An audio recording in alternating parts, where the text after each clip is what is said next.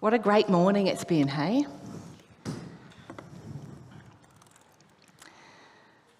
So sometimes I feel like, now have I got, firstly, is there a bit of an echo happening? Bit of an echo? Sometimes I feel like I should start with a bit of a disclaimer. You see, it's easier to preach a message than to live it. And today we're focusing on how to live out true faith in action by looking at trust, integrity, and generosity. And I'll be honest, there are times when I struggle to fully trust God, when the lines of integrity blur, and when I don't live as generously as I should. A journey of faith is about letting the Holy Spirit remove the obstacles that keep us from living out true faith. And I know I have plenty of room to grow into a life that reflects Jesus more fully. We are in week 3 of our generosity series called Plastic Donuts. And it's based on a story about a child playing with their dad, who gives their dad the gift of a plastic donut.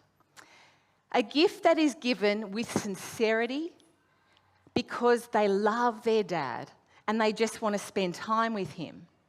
And even though this gift of this plastic donut can't even be eaten, it's of no high value, the dad's heart is delighted because of the sincerity of the child. And this example shows us how God is delighted with our sincere offerings, given with love and joy, and it's always about our heart's posture. Today we look at how true faith is about an authentic heart that trusts God, lives with integrity, and demonstrates generosity. And as I thought about someone who does this, I thought of my auntie, who lives an amazing life of true faith in action. Her life story is one of integrity, generosity, and trusting God. She never really had a career because she wasn't really empowered to. She was very busy raising 6 children that she loved devoting her life to. She has endured lots of things over her life, and that's her story to tell. But her story is one that we hear all too often these days. Middle-aged, divorced, and having to support the children with no money in the bank and no career to fall back on. Determined to provide for her family, she turned to the skills that she knew best, and she took on some cleaning jobs, which she is more qualified at that than anybody I know. She then managed to access some government assistance, which she'd never accessed before, which helped her make ends meet. And although that wasn't much and barely covered her living costs, she promised God that she would always give him her first 10%. She chose to live a simple life, not beyond her means or in a way that wouldn't allow her to be able to be generous to others. She would plan ahead and go without in order to pay her bills on time. She believed faithful living required integrity. As the kids grew up and moved out of home, things got tougher, and she needed to move somewhere more appropriate, somewhere she could afford on her own. She asked God for a clean and simple home, one where she felt safe and was close to her elderly parent who she was looking after at the time. And a house came up that was perfect for her, except that it was over budget and would require her to pay both rents at 2 houses for a season. But she felt that God was at work and she just had to remain faithful. She continued to pray, tithe, and seek God, and He honoured her faithfulness and integrity through what can only be described as a number of modern-day miracles that allowed her to get the home and cover the rent without financial hardship. And to this day, God continues to provide everything that she needs. He blesses her faith and integrity, which allows her to live a generous life and serve others. And when I think of true faith in action, this is someone who demonstrates so simply what it looks like to live this out. So what is faith in action, and how can we live out true faith? Now, is that me? Am I? They're telling me I'm doing something. It's my hair? No? Okay. So the first thing that God is teaching me is that true faith begins with trusting God completely. So let's hear what Jeremiah 17:7-8 says. But blessed is the one who trusts in the Lord, whose confidence is in him. They will be like a tree planted by the water that sends out its roots by the stream. It does not fear when heat comes. Its leaves are always green.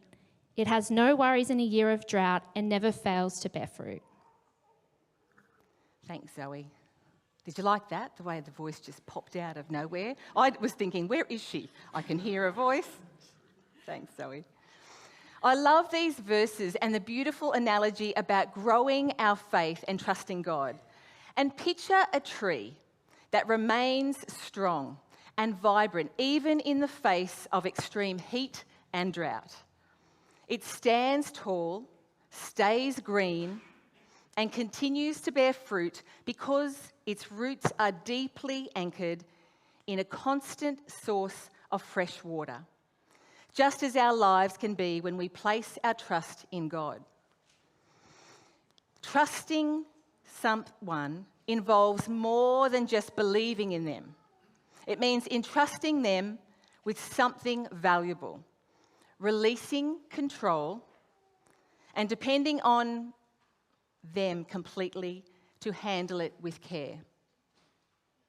And these verses tell us that if we trust God completely and have confidence in Him, not only will we endure the seasons of life, but we will also bear kingdom fruit. In this, we won't rely on external circumstances to determine the condition of our lives. And when my auntie came to a point of fully trusting God, she no longer worried about it. Her faith grew stronger, just like that tree that not just survived, but thrived. To fully trust God means letting go. Like trusting the expert, the outcome is always going to be better. True faith begins with trusting God completely. In what area in your life do you struggle to trust God completely? And where would you like God to be at work? And what is it for you? Is it your family? Is it your finances? Or maybe your future? Where do you need to trust God more? And the second thing is, true faith is living with integrity. As I chatted with my auntie last week, I was struck with the integrity that she continues to show. She has every excuse, reason, and opportunity to live to a lower standard, but continues to live an honourable life, living with honesty and strong moral principles, pays the bills on time, lives a simple life, and she'd be the person to drive back to the shop if they undercharged her. Now let's hear what Proverbs 20, verse 7 has to say. The righteous man walks in his integrity. His children are blessed after him. I wonder if sometimes we compromise our integrity to look good, get the best deal, or get ahead. But in doing so, we miss the opportunities and the blessings over our lives and to the future generations, as this verse says. Do we have so little faith that we are willing to jeopardise our integrity instead of allowing God to do something greater in that area? And whether it's small or big, people are always watching. Albert Einstein said this: "Whoever is careless with the truth in small matters cannot be trusted in important affairs." Being truthful is a cornerstone to integrity. It is doing the right thing consistently, dealing fairly and ethically across the board, taking responsibility and being accountable for how we act and what we say. Now, we are not born with integrity. It's a behavioural muscle that we need to develop and strengthen. Making the right decision and doing the right thing won't always mean taking the simplest route. It won't always be easy, and it can have consequences. And we see examples of lack of integrity in the media, destroying church communities, families, and people's lives. How can we live a life of integrity, even in the little things, so that we live out true faith? And what example are we providing to those around us? Is there an area that God is prompting you about? But let's be encouraged that a life of integrity will build your faith and reflect the character of Jesus to everyone around us. And the third thing is, true faith reflects God's generosity. For those of you that may have grown up in the church like me, you may be quite comfortable talking about generosity, but start to feel a little uneasy when we start talking about money. Some people think that the church only talks about money, so I apologise if this is the one time in the year that you've come. But some people think that the church only talks about money, and we are criticised for this often, for the times where things have been handled poorly and when people misunderstand the heart behind it all. But with a heart that wants people to experience the blessings that come from living a generous life, I'd like us to explore what Paul has to say about it. So let's hear from 2 Corinthians 9, 6-8, and it's titled, Generosity Encouraged. Remember this: whoever sows sparingly will also reap sparingly, and whoever sows generously will also reap generously. Each of you should give what you have decided in your heart to give, not reluctantly or under compulsion, for God's love a cheerful giver. And God is able to bless you abundantly, so that in all things, at all times, having all that you need, you will abound in every good work. Paul explains here that when you sow a little, you'll receive a little. Just like planting a few sunflower seeds, you'll get a few sunflowers. But if you are generous and plant many seeds, then you'll receive an abundance of sunflowers. And the same principle applies to our generosity. Now, these verses can sometimes be taken out of context and start to sound a bit like the prosperity gospel, where it's taught that the more that you give, the more you'll receive. But what's interesting to me is that this idea is close to the truth, yet misses the deeper point of what Paul says next. So let's hear Zoe from 2 Corinthians 9, 10 and 11. Now he who supplies seed to the sower and bread for food will also supply and increase your store of seed, and will enlarge the harvest of your righteousness. You will be enriched in every way, so that you can be generous on every occasion, and through us your generosity will result in thanksgiving to God. In reading on, and getting the context of what Paul is saying here, it tells us that the one who supplies the seeds, that is God, is able to replenish and multiply what we have so that we can be even more generous. It's not just about receiving more, it's about being empowered to give more. Through God's generosity and blessing, my auntie gives a lot away. She's able to be even more generous to those around her. True faith in action reflects God's generosity, and Paul says, we will reap what we sow. And whether it's in our time or our talents or resources, it's sometimes hard to live generously when it costs us.